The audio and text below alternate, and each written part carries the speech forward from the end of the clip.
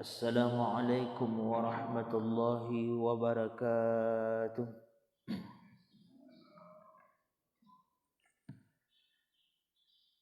Alhamdulillah, alhamdulillahilladzi li'ada'il jum'i wal jama'ah wahdina ila siratin min iktisabi a'malis sa'adah.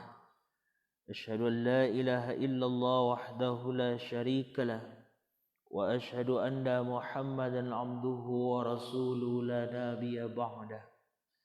Allahumma salli wa sallim wa barik wa karrim ala hadzal nabiyil karim sayyidina wa maulana Muhammad wa ala alihi wa ashabihi ajma'in, amma ba'd. Fa ya ibadallah, usikum wa iyaya bitaqwallah faqad fazal muttaqun. Ittaqullaha haqqa tuqatih wa la tamutunna illa wa antum muslimun. Qala Allah Ta'ala fil Qur'anil Karim, A'udzu billahi minasy syaithanir rajim. Bismillahirrahmanirrahim. Wa minhum may yaqulu rabbana atina fid dunya hasanah wa fil akhirati hasanah wa qina adzabannar. Sadaqallahul azim. Yang kami muliakan kepada bapak dan ibu pengurus masjid, kemudian yang kami muliakan nenek mama, alim ulama, para orang-orang tua kami, bapak dan ibu kaum muslimin wal muslimat yang insyaallah pada subuh hari ini kita masih dimuliakan oleh Allah Subhanahu wa taala.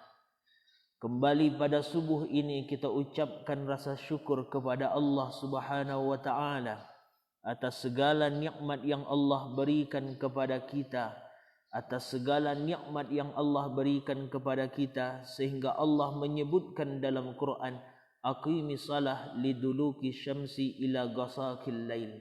Dirikan salat itu, kata Allah, semenjak tergelincirnya matahari sampai masuknya waktu malam, kata Allah. Wa Qur'an al-fajr, dan dirikan akan salat fajar atau salat subuh, kata Allah. Mengapa istilah salat subuh ini Allah pisahkan dari antara salat-salat yang lainnya? Allah mengatakan dirikan salat itu semenjak tergelincir matahari sampai masuk waktu malam. Berarti ada salat yang terhimpun di situ, dimulai dari zuhur, asar, maghrib dan isya. Wa Qur'an al-fajr, dan penyebutan salat subuh itu dipisahkan dari salat yang lainnya. Mengapa Allah memisahkan penyebutan itu? Maka dalam ilmu Al-Quran atau rumus dalam Al-Quran, ketika ada sesuatu yang dipisahkan oleh Allah, maka pertanda ada keutamaan yang lebih di dalamnya. Artinya subuh itu dipisahkan dari ibadah-ibadah salat yang lainnya. Mengapa Allah memisahkan? Kenapa kata Allah? Kan di subuh itu ada keutamaan yang lebih dibandingkan salat-salat lainnya. Maka keutamaan itu alhamdulillah dan dengan izin Allah kita dapatkan pada subuh hari ini, dan kita syukuri itu semua dengan ucapan alhamdulillahirabbil alamin. Kemudian salawat dan salam tak lupa-lupanya kita kirimkan bagi baginda Nabi sallallahu alaihi wasallam. Allahumma salli ala sayyidina Muhammad wa ala ali sayyidina Muhammad. Mudah-mudahan dengan salawat yang selalu kita sampaikan, mudah-mudahan kita akan menjadi umat yang akan memperoleh akan syafaat dari Rasulullah sallallahu alaihi wasallam. Amin ya rabbal alamin. Bapak dan ibu yang dimuliakan oleh Allah Subhanahu wa taala, pada subuh hari ini insyaallah kita akan melihat bahwa ada gambaran Allah Subhanahu wa taala yang dijelaskan oleh Nabi sallallahu alaihi wasallam, bahwa nanti ketika akan berpisahnya seseorang dengan kehidupan dunianya, akan berpisah seseorang dengan kehidupan dunianya, maka Nabi menyebutkan mereka berada dalam ketakutan yang luar biasa. Mereka berada dalam sebuah kecemasan yang teramat besar ketika mereka menghadapi proses sakaratul maut, kata Rasulullah. Padahal dalam setiap doa kita dalam selesai ibadah yang kita minta kepada Allah tercantum dalam Quran surat kedua Al-Baqarah pada ayat ke-201. Wa may yaqulu rabbana atina fid dunya hasanah wa fil akhirati hasanah wa qina azabannar. Kita minta keselamatan ke Allah. Kita meminta akan keselamatan baik dunia maupun akhirat dan terbebas dari azab api neraka. Lalu bagaimana mendapatkan akan keselamatan dunia bahkan sampai kepada keselamatan akhirat ini? Bahkan Nabi mengatakan ketika berpisah dari dunia menuju alam selanjutnya akan ada godaan yang sangat besar dari syaitan untuk membuat kita keluar dari dunia Allah dalam keadaan yang kafir nantinya. Itu gambaran para nabi, gambaran yang disampaikan oleh Rasul. Apa kata beliau mengatakan? Ketika ada seseorang menghadapi kematian, menghadapi proses sakaratul maut, maka di saat itu akan duduklah syaitan, akan duduklah iblis itu nanti, akan duduk di sekitaran kepala orang yang menghadapi sakaratul maut. Jadi ketika awak menghadapi sakaratul maut itu Bapak dan Ibu, akan duduklah syaitan nanti di sekitaran kepala awak nanti. Manga setan itu duduk di sekitaran kepala kita, maka disebutkan di situ setan itu duduk sambil membawa sebuah mangkuk yang berisi air dan mengatakan kepada kita, tinggalkan agama Islam ini dan katakan Tuhan itu dua, kata syaitan. Jadi itu yang ketakutan tadi. Walaupun di dunia kini kita dalam keadaan beriman, tapi ketika nanti akan proses perpisahan antara alam dunia dengan alam setelahnya, ada syaitan mengatakan, tinggalkan agamamu, katakan Allah dua. Itu gambaran. Bagi orang-orang yang diberikan keberuntungan oleh Allah, yang dekat dengan Allah selama hidupnya, maka mereka akan selamat. Bahwa digambarkan ketikalah duduk setan itu di bagian kepala, apakah selesai urusan sampai di situ? Tidak. Ia akan datang dari arah kaki manusia, membawa semangkuk air juga. Apa yang dikatakan? Katakan olehmu, wahai Muhammad, itu pendusta. Aku berikan air ini kepadamu. Jadi setiap awak nanti Bapak dan Ibu, ketika menghadapi proses itu, maka kita dalam keadaan haus yang sangat haus. Dalam keadaan yang digambarkan hati kita rasa terbakar. Jadi haus, terasa haus, hati terasa terbakar, datang syaitan membawa semangkuk air, digoyang-goyangkan. Dan tidak ada seorang manusia yang mengetahui di saat itu yang membawa air itu adalah syaitan. Tidak ada yang tahu. Datang dari bagian kepala, dibawa air, katakan Tuhan dua, tinggalkan agamamu, aku berikan engkau air. Pindah ke bagian kaki, datang dari bagian kaki, apa kecil setan? Dibawa, aku goyang-goyangkan air, aku akan berikan air kepadamu, tapi dengan syarat, katakan Nabi Muhammad pendusta. Kalau kita tidak punya iman ketika hidup, kita tidak mendekati Allah ketika hidup, maka yakinlah akan tergoda dengan godaan itu. Maka ini yang digambarkan oleh Abu Zakaria ketika beliau menghadapi proses sakaratul maut itu. Ketika beliau menghadapi proses sakaratul maut, ada teman beliau tagak di samping beliau. Apa kecil temannya? Membimbing Abu Zakaria mengucapkan kalimat taibah, la ilaha illallah Muhammadar Rasulullah. Ketika disuruh oleh kawannya, ucapkan. Apa yang dilakukan Abu Zakaria? Beliau palingkan wajahnya. 2 kali diiring-iringi, 2 kali dibimbing mengucapkan la ilaha illallah Muhammadar Rasulullah. Tapi Abu Zakaria tetap memalingkan wajahnya. Sampai yang ketiga kali, ucapkan la ilaha illallah Muhammadar Rasulullah. Apa jawaban Abu Zakaria? La akul, la akul. Aku tak akan mengucapkan itu. Aku tak akan mengucapkan itu, kecil Abu Zakaria. Lalu ketika beliau sadar, ketika beliaulah memproses dari sakaratul maut itu, ketika beliaulah melewati itu, beliau terjaga, beliau bangun. Maka di saat itu sahabatnya berkata, "Wahai Abu Zakaria, kenapa engkau ketika kami membimbing engkau mengucapkan la ilaha illallah Muhammadar Rasulullah, engkau malah tidak mau mengikuti itu?" Apa jawaban beliau? "Wahai sahabat-sahabatku, sebenarnya ketika aku menghadapi proses itu, aku memalingkan wajahku bukan dari kalian, tapi aku memalingkan wajahku dari setan yang datang menggoda aku." Apa kecek setan kepada aku? Katakan Isa itu anak Allah, maka aku palingkan wajahku dari setan. Katakan olehmu akan Nabi Muhammad pendusta, katakan Allah itu ada dua, aku palingkan wajahku. Sampai yang ketiga kali aku memalingkan wajahku, akhirnya jatuhlah mangkuk itu ke bumi dan setan lari terbirit-birit meninggalkan itu semua. Lalu aku langsung mengucapkan asyhadu an la ilaha illallah wa asyhadu anna Muhammadar Rasulullah. Apa gambaran dari yang dijelaskan oleh Abu Zakaria? Bahwa kita bisa memperoleh keselamatan dunia akhirat. Bisa kita dalam memperoleh akan kebaikan dunia akhirat. Bisa selamat dari godaan syaitan dengan kalimat thayyibah. Dengan zikir ke Allah. Jadi itu yang disampaikan. Jadi kalau kita mencari Bapak dan Ibu hakikat dari zikir itu sendiri, dalam Quran kan banyak diterangkan oleh Allah. Misal dalam Quran surat yang kedua ayat ke-200 kata Allah mengatakan, "Fadhkurullaha kadzikrikum aba'ukum wa asyaddu zikra." Sebutlah Allah sebanyak-banyaknya olehmu, sebagaimana engkau menyebutkan nenek moyangmu, bahkan lebih dibandingkan itu kata Allah. Cuba jawab Bapak dan Ibu.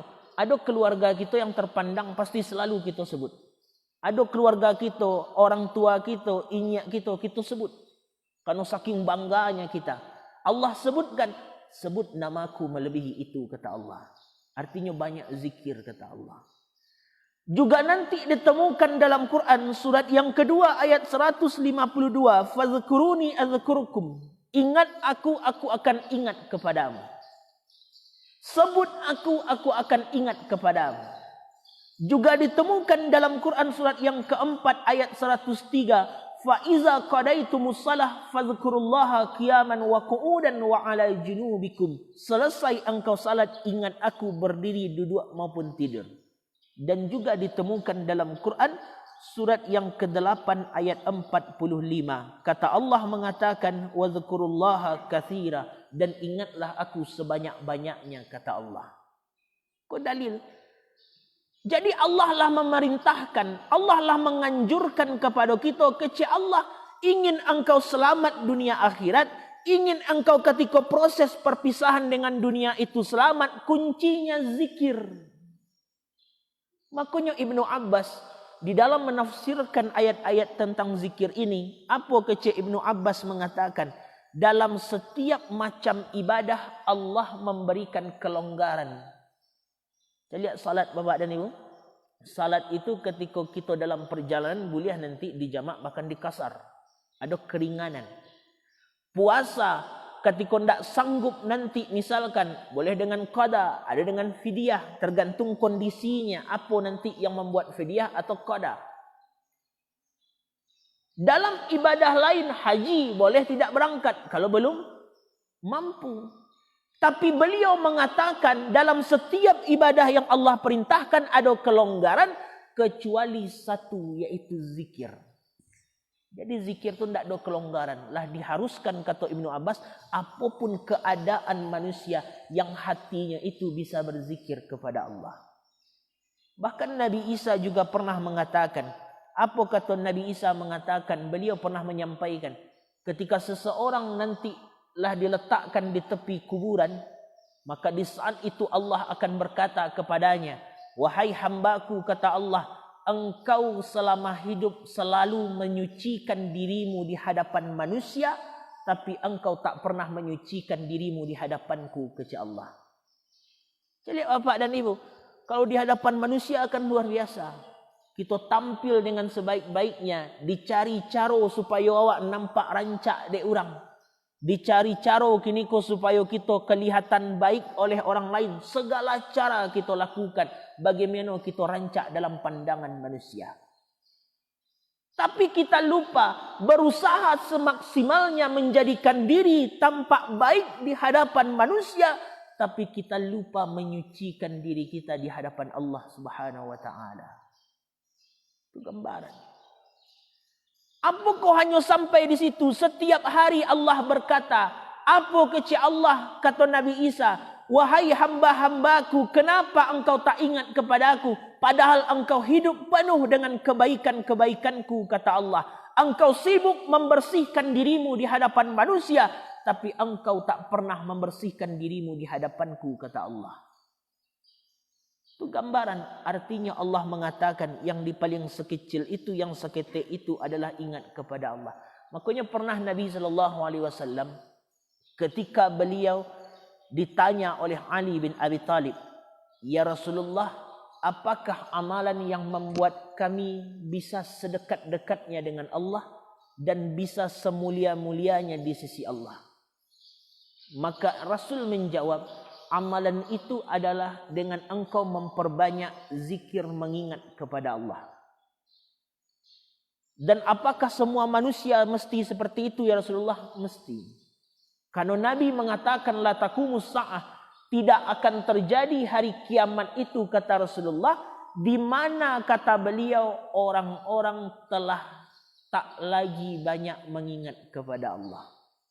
Dan bahkan dalam hadis yang lain, yang pertama kali akan dicabut oleh Allah di dunia ini adalah kekhusyukan dan kenikmatan dalam ibadah. Itu gambaran Nabi. Jadi yang pertama kali dicabut itu nikmat ibadah, khusyuk ibadah. Sehingga tanda kiamat itu orang banyak tidak lagi ingat ke Allah. Mereka ingatnya hanya sebatas ketika ibadah. Ketika salat mereka ingat, lapis salat mereka ingat. Tapi selesai dari itu mereka tak lagi ingat. Itu tanda, kata Rasulullah. Itu gambaran yang digambarkan oleh Nabi SAW. Makanya kita bisa merasakan. Kita bisa merasakan diri kita, bapak dan ibu. Apa kata Nabi mengatakan, inna likulli syai'in sikalatan fa inna sikalatal qalbi zikrullah. Setiap sesuatu itu ada penyuciannya. Setiap sesuatu itu ada yang membersihkan. Apa yang membersihkan hati? Zikrullah. Nah, jadi kita bisa kita memperhatikan hati kita, lah bersih atau belum. Caranya sederhana. Saya lihat saja ketika dalam ibadah, tujuan ibadah tu aqimis salah li zikri. Tujuan salat itu mengingat Allah. Aku dirikan salat untuk mengingatku. Tapi ketika salat, ketika lidah mengucapkan Allahu Akbar, hati kita ada tidak mengagungkan Allah. Itu gambaran. Jadi mohon maaf bapak dan ibu, karena terkadang orang kalau hatinya dalam keadaan yang selalu mengingat Allah, orang yang dalam keadaan hatinya selalu berzikir kepada Allah, setiap kalimat kalau dibacakan pasti akan bergetar hatinya. Mohon maaf, kenapa terkadang kita mendengarkan kajian, kenapa terkadang kita mendengarkan khutbah, tapi tidak ada getaran ketika mendengarkan itu. Bukan jamaahnya yang salah, tidak. Tapi terkadang kami para pendakwah pun, kami para penceramah pun ada kesalahan. Karena hati kami belum dekat kepada sang pemilik hati, sehingga apa yang disampaikan itu tidak sampai kepada yang mendengar. Makanya penting. Saya lihat para ulama-ulama dahulu. Ulama dahulu tu yang ketika menyampaikan sesuatu tidak kareh. Kadang lunak saja, lambik saja. Mengeceknya lambik saja. Tapi apa yang disampaikan tu masuk ke hati. Apa penyebabnya? Karena hati yang menyampaikan dekat kepada Allah. Sehingga apa yang disampaikan sampai kepada yang mendengar. Itu gambaran Allah. Jadi sucikan kata Allah dengan ibadah zikir. Makanya salat itulah bisa kita rasakan. Ketika lidah mengucapkan Allahu Akbar, ada tak hati kita mengagungkan Allah? Ketika awak membaca Al-Fatihah, lain tak kita pahami iyyaka na'budu wa iyyaka nasta'innya? Ketika yang dibaca tu surah Al-Ikhlas, Allahus Samad, kami Allah tempat bergantung, ada tak terasa di hati awak memang Allah tempat bergantung? Ketika ruku membaca ruku, ada tak mungkin kalau kita faham bacaan ruku tadi, dirasakan? Itu gambaran Allah. Itu gambaran yang disampaikan oleh para ulama yang dikenal dengan ahli sufi. Maka beliau menyatakan itu. Makanya Bapak dan Ibu, ada perbedaan antara ahli qalbu dengan ahli tauhid. Itu ada bedanya. Siapa yang menerangkan? Yang menerangkan di saat itu adalah seorang salafus saleh bernama Abul Hasan bin Syekh. Beliau ini adalah orang yang tinggal di Mesir. Kemudian beliau sangat besar dengan kemuliaan beliau. Karena beliau mengajarkan ilmu qalbu. Jadi ada ilmu tauhid, ada ahli tauhid, ada ahli qalbu. Itu mesti dibedakan. Kalau nanti kita akan cari kenikmatan kekusyukan ibadah itu kalau kita bisa memahami tauhid, juga bisa merasakan dengan qalbu. Itu terasa nikmat ibadah. Apa kata Abu Hasan itu? Kata Abu Hasan bin Syekh itu mengatakan beliau diperkirakan wafat pada 330 Hijriah. Beliau sezaman dengan Abu Hasan Al-Asy'ari dan juga sezaman dengan Abu Musa Al-Maturidi, tapi beliau lebih muda dari Imam At-Tahawi. Apa kata beliau? Beliau pernah mengatakan kalau orang-orang ahli tauhid atau ahli ilmu kalam itu cara mengenal Allahnya cuma sebatas adanya Allah, adanya makhluk sebagai bukti adanya Khalik. Jadi orang-orang ahli tauhid kok cara mengenal Allah tu apa Bapak dan Ibu? Mencaliak kepada makhluk atau menganalogikan sesuatu. Jadi tidak mungkin musajik kau ada kalau tidak ada orang membuat. Apalagi dunia kau, tidak akan mungkin bumi kau ada kalau tidak ada orang buat. Jadi meyakini ada Allah dengan adanya makhluk. Tapi orang ahli kalbu tidak sampai di situ. Orang ahli kalbu tidak sampai di situ. Kalau cuma itu saja kami tidak puas. Bapak kau tidak puas, bisa saja. Mereka Bapak dan Ibu, Bapak dan Ibu anggap saja tidak tahu itu jamu. Anggap saja tidak tahu madu. Cuma tidak anggap saja kita tidak tahu madu. Lalu mau kecekkan. Madu itu jamu pahit dia gih gula. Tapi Bapak tidak tahu, Ibu tidak tahu. Tidak tahu madu itu bantu apa. Ambo gih gambaran. Madu itu jamu pahit dia gih gula. Kan kita bisa membayang-bayangkan saja baru. Oh mode itu ya, mode itu. Tapi pernahkah kita mencari? Tidak. Maka orang ahli tauhid hanya sebatas teori tadi. Hanya sebatas teori tadi. Sampai di situ. Banyak orang yang mengkaji akan akidah berbagai macam. Ada uluhiyah, rububiyah, asma wa sifat. Bahkan sampai kepada sifat yang 20. Hanya sampai di situ. Tapi ahli qalbu mengatakan mereka mengenal Allah dengan rasa. Jadi tidak bisa dikaji berbagai macam. Yunzilu Rabbuna. Allah itu turun ke langit dunia. Tidak usah dibayangkan ba'a bantu Allah turun. Tidak usah dibayangkan Allah itu turun ke langit dunia ba'a. Tapi Rasul ketika menyampaikan ini, maka ditafsirkan oleh orang-orang ahli kalbu. Maknanya di situ ba'a supaya merasakan Allah itu dekat dengan kita. Itu gambaran yang digambarkan oleh para ulama. Ketika itulah kita lakukan, ketika kitalah dalam artian memahami daripada perbedaan itu, maka latih diri kita, latih hati kita untuk mengingat kepada Allah. Karena kalau antara salat Bapak dan Ibu, salat kau semenjak dulu sampai kini lah ada. Saya lihat gambaran yang digambarkan oleh Allah Subhanahu wa taala. Apa kata Allah mengatakan? Para nabi-nabi yang diutus semenjak dahulu itulah salatkah? Allah. Saya lihat ketika Nabi Zakaria yang tercantum dalam Quran surat yang ketiga Ali Imran pada ayat 39. Nabi Isa apakah beliau salat? Tercantum dalam Quran surat 19 ayat 31. Tarikh katihnya Nabi Ismail apakah salat?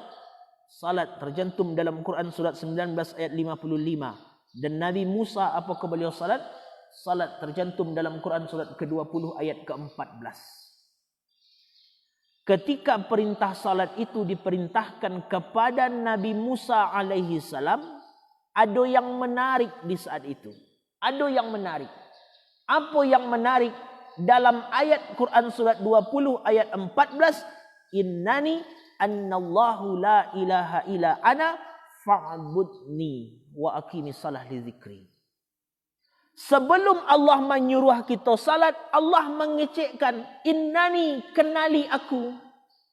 Sia engkau ya Allah, dikenalkan konsep ketuhanan, dikenalkan kini sifat-sifat ketuhanan, dikenalkan cara menyembahnya, katikolah kenal aqimi salah li zikri, dirikan salat untuk mengingatku, kata Allah.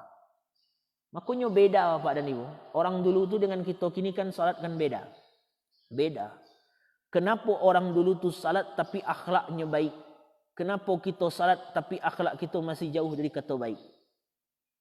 Orang dulu dalam artian semakin baik, banyak salatnya, semakin banyak salatnya, semakin banyak zikirnya, yang lidahnya semakin terhenti mencela orang. Caliak akan Hasan, ketika beliau berjalan keluar rumah, beliau keluar rumah, sepanjang jalan orang mencemooh beliau. Sepanjang jalan orang mencemooh beliau. Lalu anaknya berkata, wahai ayah, balihlah kecil orang tu, balas. Engkau dihina, engkau dicemooh, engkau dicemooh, balihlah. Apa jawaban beliau? Aku tidak tahu cara membalasnya. Kenapa tidak tahu cara membalasnya? Karena tidak ada yang kosakata buruk dalam pikirannya. Tidak ada kosakata yang tercela dalam pikirannya. Beda jawab apa ni?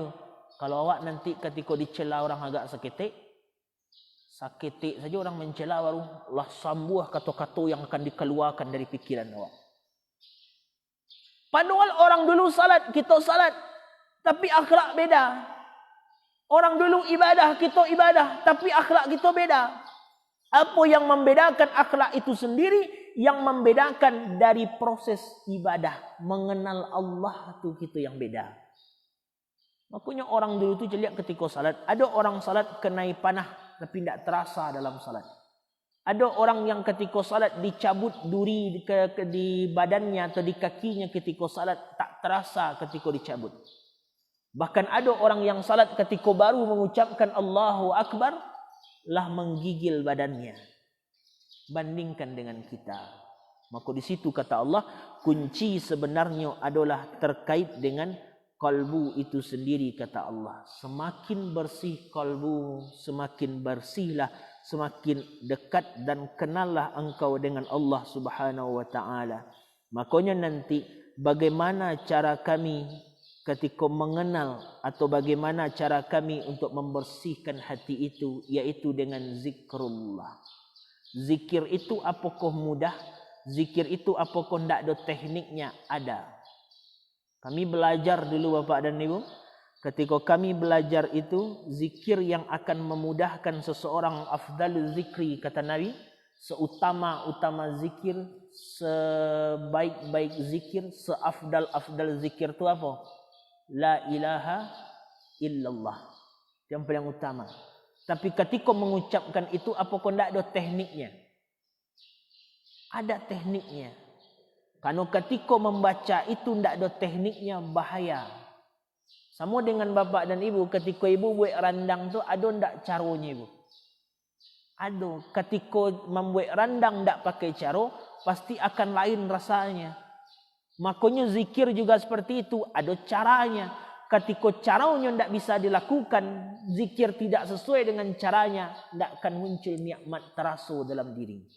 Tidak akan ada terasa dalam hati. Apa caranya? Digambarkan kini oleh para ulama.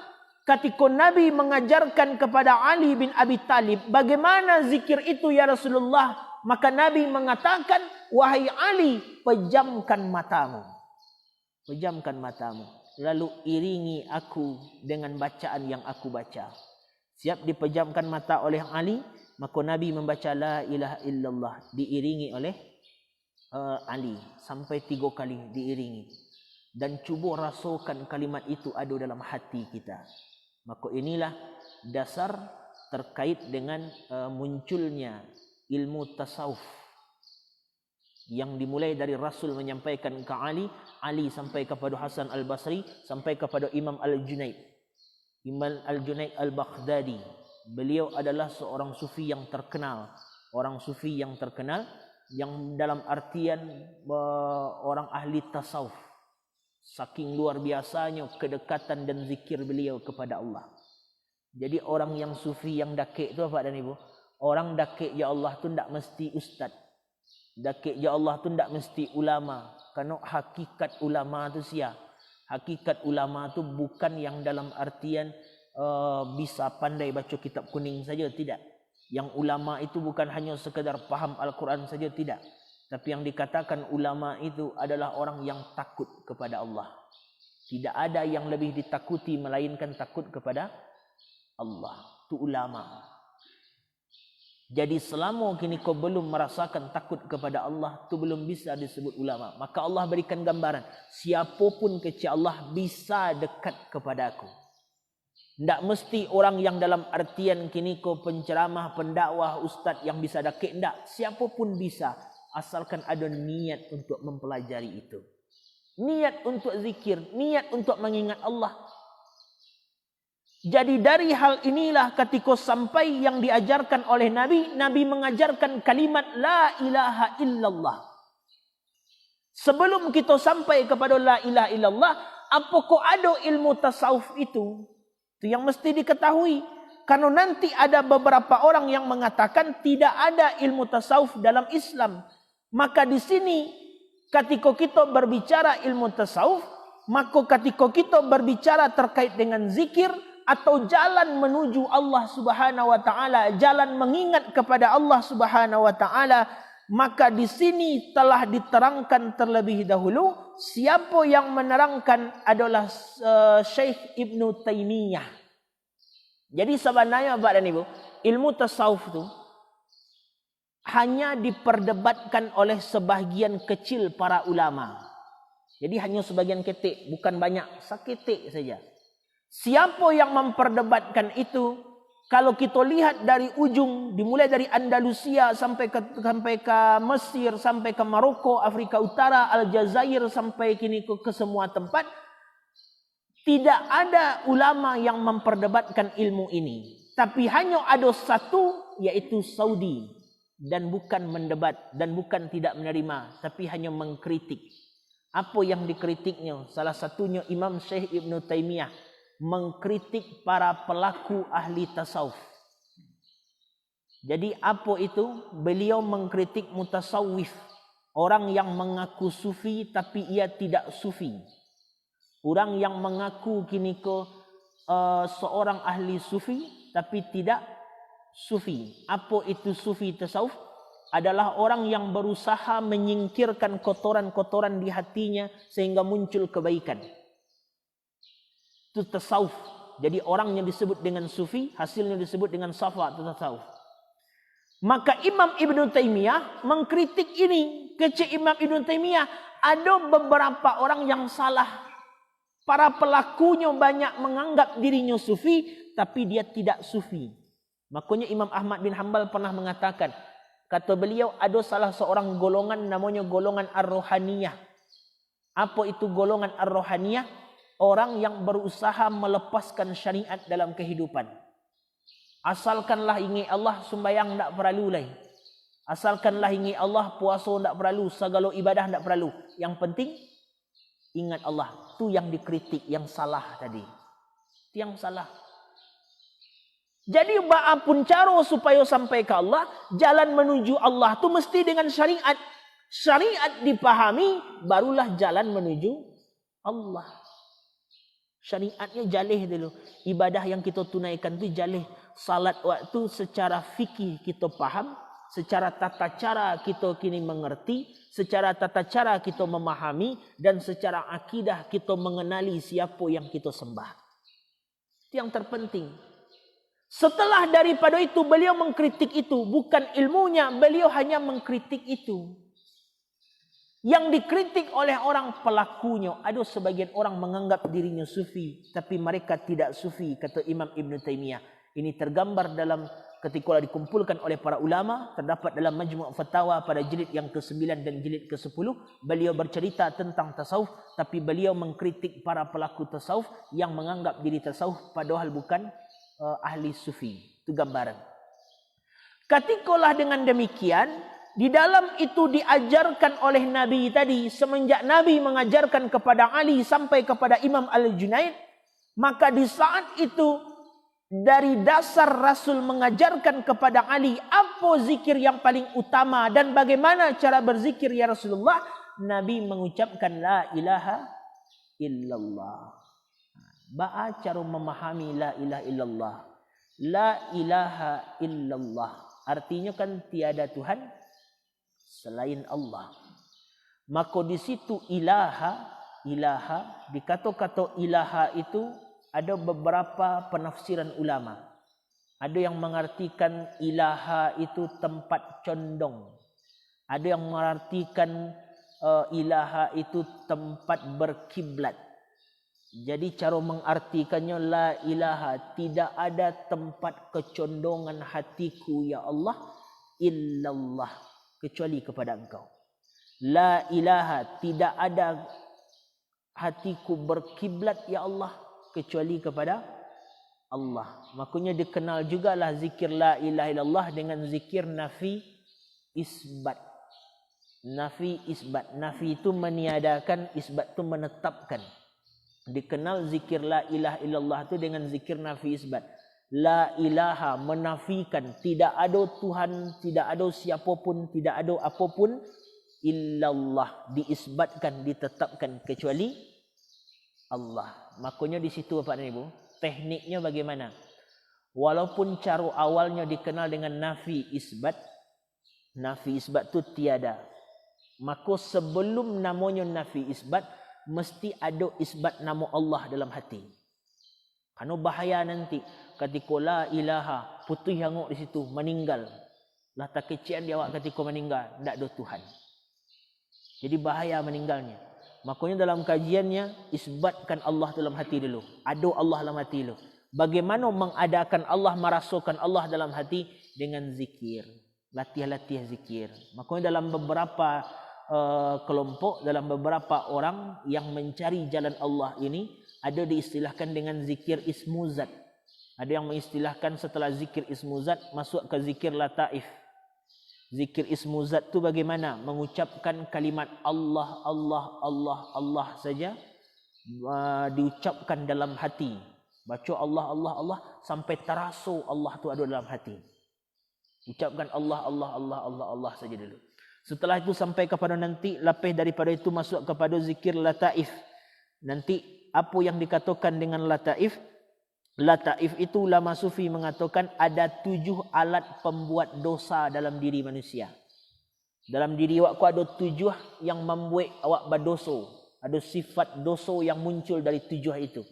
Pertama dikenal dengan latifatul qalbi.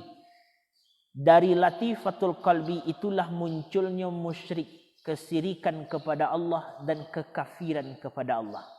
Maka cara membersihkannya juga dengan zikir. Banyak zikir mengucapkan Allah, Allah, Allah, Allah. Kemudian yang kedua ada dikenal dengan latifatu ruh. Apa itu latifatu ruh? Dari situlah munculnya sifat bahimiyah. Binatang ternak. Tak jalih halal haram punya awak punya orang, yang penting perut awak kenyang. Itu dalil latifatur ruh. Cara membersihkan juga dengan zikir, mengucapkan Allah, Allah, Allah. Setelah daripada itu masuk kepada latifatus sirri. Disitulah munculnya sifat sabu'iyah. Binatang buas, amarah, dendam. Kita dendam kepada orang, marah kepada orang. Muncul dari situ. Menyuciannya juga dengan zikir. Allah, Allah, Allah. Setelah latifatu sirri masuk kepada latifatu khafi. Dari situ munculnya sifat syaitaniyah. Apa itu? Ada menceritakan aib orang lain, suka menceliak kesalahan orang lain, suka bergunjing, suka gibah. Itu dari sifat syaitaniyah. Mensucikannya juga dengan zikir. Allah, Allah, Allah. Setelah daripada itu sampai nanti kepada sifat latifatu akhfa rububiyah. Latifatu akhfa. Disitulah munculnya rububiyah. Merasa awak sombong, angkuh, takabur. Sampai nanti kepada latifatu nafsi natikah. disitulah nanti yang mendorong awak selalu ingin berbuat jaik. Dan yang ketujuh, adol latifati kulli jasad, disitulah yang membuat kita lalai mengingat Allah, lalai mengana Allah. Maka semuanya dibersihkan dengan zikir Allah, Allah, Allah, sampai terasa Allah. Ketikalah terasa Allah dalam hati, itulah diisbatkan, lah awak tetapkan Allah tu ada di hati awak. Maka setelah itu baru masuk kepada zikir la ilaha illallah. Lah terasa di hati awak ada Allah, baru ucapkan la ilaha illallah. Walaupun awak mengatakan tidak ada Tuhan, tapi di hati awak lah ada Allah. Makanya rasulkan bapak dan ibu, makanya nanti bahaya. Kadanglah disebutkan nama Allah, tak bergetar hati awak. Lah dibaca orang ayat Quran, tak bergetar hati awak. Ketika salat, imam lah baca ayat-ayat dalam Quran, tapi tak ada terasa di hati awak. Apa itu? Ada kekotoran yang menutup hati awak itu dakik ya Allah. Jadi cuba rasakan saja masing-masing. Sebenarnya kalau kita hati kita bisa bersih, yakinlah saja yang dibaca oleh kini oleh imam, saja yang dibaca orang dari Al-Quran, saja yang dibaca ayat-ayat Allah, pasti ada getaran dalam hatinya. Kini imam baca Al-Fatihah, tapi wak biasa sih ratu hati wak. Tak ada terasa getaran. Dibaca Bismillahirrahmanirrahim, tapi biasa saja. Padahal Bismillah tu dengan makna ba-nya di situ sebagai ilsak. Apa itu? Merasa dekat. Jadi sebenarnya ketikalah mengucapkan Bismillahirrahmanirrahim, kitalah merasa Allah tu dakik jawab. Tapi ketika mengucapkan Bismillah, biasa saya tiwak. Sampai ke Alhamdulillah, biasa saya. Sampai ke Rahmanirrahim, biasa saya. Sampai Malik Yaumiddin, ya kena sampai habis, biasa saya hati wak. Pertanda ada yang menghambat di hati wak. Makanya latih je zikir. Bakok mereka itu di hati wak ku isinya banyak. Harta dalam hati, kekayaan dalam hati, pitih dalam hati, keluarga dalam hati, jabatan dalam hati, semua dalam hati. Sehingga dek banyak masuk Allah tak ada dalam hati. Sehingga tak ada rasa nikmat ibadah lain. Kerana di hati wak lah berbagai macam. Padahal sebenarnya dalam hati itu cuma ada Allah Subhanahu Wa Taala. Makanya pernah ada pesan kepada kami dulu Bapak dan Ibu. Apa pesan yang disampaikan kepada kami? Alfi, kalau nanti lai barasaki, kalau tabali oto nanti cukup letakkan mobil itu di garasi. Jangan sampai masuk ke dalam hati. Itu pesan guru kami. Lalu kami pun heran. Ya malu bisa oto masuk dalam hati. Oto segadang tu. Itu pasti dalam garasi. Tapi apa maknanya di situ? Jangan sampai sesuatu apapun jangan sampai ke hati. Maksudnya jangan sampai itu masuk ke hati. Jadi itu yang tak fikir tadi. Tapi cukup letakkan di tempatnya. Oto di mata tempatnya sabatih garasi ya di situ saja. Harato di mata tempatnya di situ saja. Keluarga di mata di situ saja. Yang di hati cuma ada Allah. Karena nanti ketika wafat, ketika kembali ke Allah, yang akan dicaliak itu bukan harta. Yang dicaliak itu bukan seberapa banyak keluarga wa ila biqalbin salim, tapi seberapa bersih dan selamatkah hati kita. Itu gambaran Allah. Jadi yang dicaliak itu ba'a barasi hati ke Allah, ba'a kita kembali. Maka sadari ya Pak dan Ibu. Kalau sampai detik ini belum juga merasakan nikmat ibadah, ayat Allah lah dibacakan tapi tidak ada getaran hati, lah tidak merasakan kekhusyukan dalam ibadah, zikir kita jarang kepada Allah, kok nyampang Allah panggil kita menghadap kepada Allah, apa yang bisa kita banggakan di hadapan Allah? Yang diingatkan. Jadi tidak usah berdebat-debat, tidak usah debat-debat. Karena ahli kalbu itu seperti itu. Ahli kalbu itu tidak suka debat.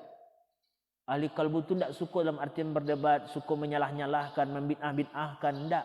Karena yang terpenting adalah apa? Mengkoreksi diri. Itu yang terpenting.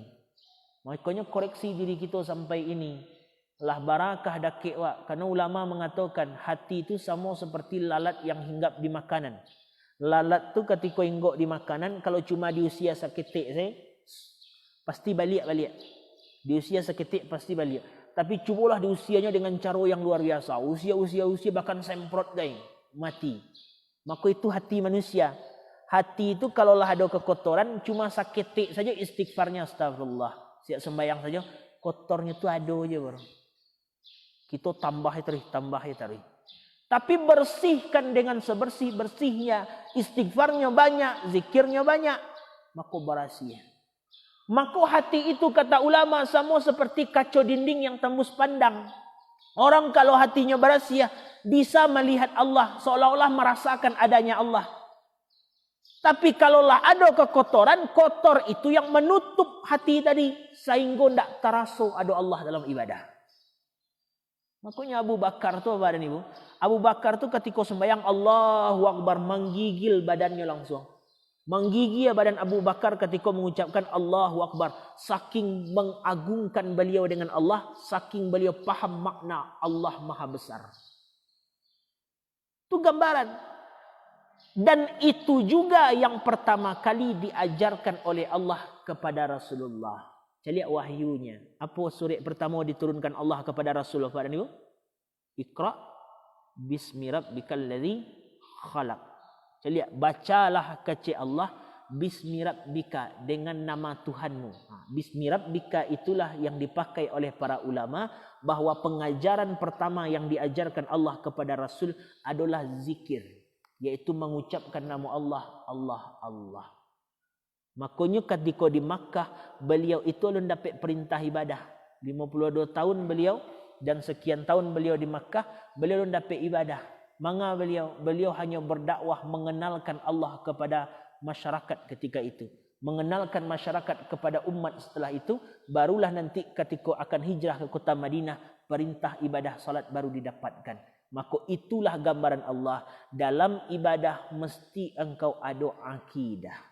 Dalam ibadah mesti engkau menguatkan akan hatimu. Kalau mau deko saja ibadah apa dan ibu, ditanya oleh Allah, lai salat lai. Baik salat tak tinggal-tinggal, tak pernah tinggal ya Allah. Tapi ya kecil Allah, lai banang kau salat, tapi salatmu tak do yang khusyuk kata Allah. Lai kami salat ya Allah, lai, tapi salatmu hanya sebatas melepas kewajiban. Puasa lai kecil Allah, kami puasa ya Allah, tapi puasamu hanya sebatas menahan haus dan lapar kecil Allah. Kami sedekah ya Allah, sedekahmu masih disertai sombong dan ria kecil Allah. Kalau hati tidak diberasiahkan itu muncul semua. Hati tidak berasiah, salat tidak akan khusyuk. Hati tidak berasiah, puasa hanya menahan haus dan lapar saja. Hati tidak berasiah, maka ketika sedekah akan muncul sombong dan ria. Maka itu yang kita khawatirkan. Kalau itu terjadi, bagaimana mungkin kita akan selamat ketika kembali kepada Allah Subhanahu wa taala. Maka inilah makna ayat tadi, wa minhum may yaqulu rabbana atina fid dunya hasanah wa fil akhirati hasanah. Awak minta ke Allah, berikan kami selamat dunia akhirat ya Allah. Jauhkan kami dari azab neraka. Tapi ketika untuk supaya doa itu terijabah, supaya doa itu dikabulkan, ada usaha yang mesti dilakukan. Apa usahanya? Seperti tadi, banyak ingat Allah, berasiahkan hati tadi.